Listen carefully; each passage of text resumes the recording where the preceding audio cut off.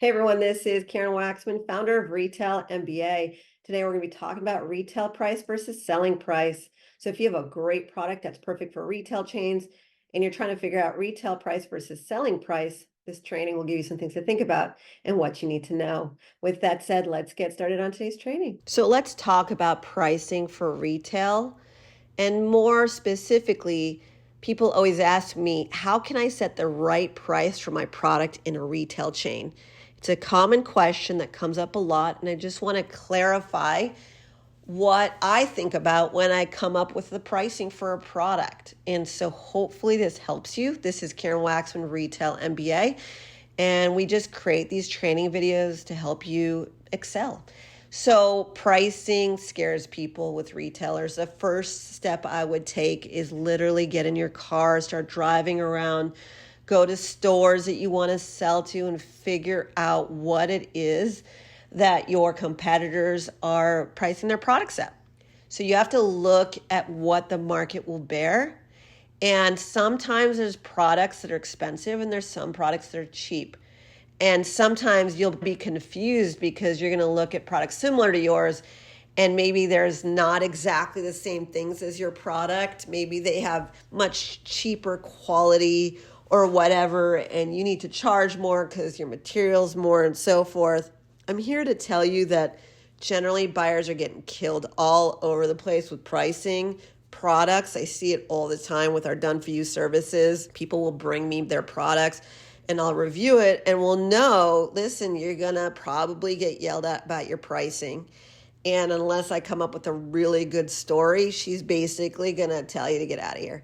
And so you have to come up with what you're going to do in that scenario, and do you have another possibility?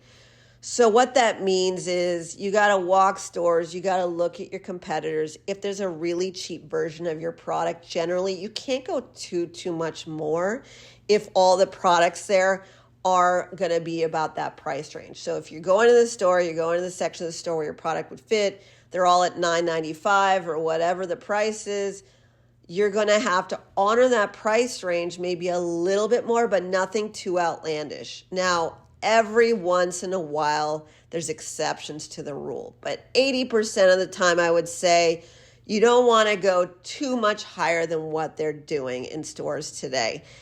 Except for, I had one client who had a product called the Diva Cup, and she was very interested in selling a product that she was selling for like 10 to 20 times what the industry was selling a similar product to her. Essentially, she was selling some version of menstruation product, and tampons cost $5. This particular product was, I don't know, 30, 40 bucks, something like that at the time. Outlandishly different, but it was unique, it was innovative, and she had proof that it was selling online. To our surprise, they agreed to her price point and that product took off, and it's in all the major retail chains. But you never know. So when I tell you about pricing, you can't just hold it and say, I'm not going to go after stores because I'm too nervous about it. But you have to take the emotions out of it. And in her case, she already knew and she went for it anyways. She got one buyer to say yes to her. She got some rejections. She finally found somebody to give her a shot. It did really well, and then the rest is history. That's a very rare exception to the rule, but it does happen. So don't ignore retail chains just because of your situation, but in her case, it was completely innovative and fascinating. And the reason why you would get the Diva Cup over her tampon situation was because tampons, you got to keep buying them every month. This thing lasts a long time, right?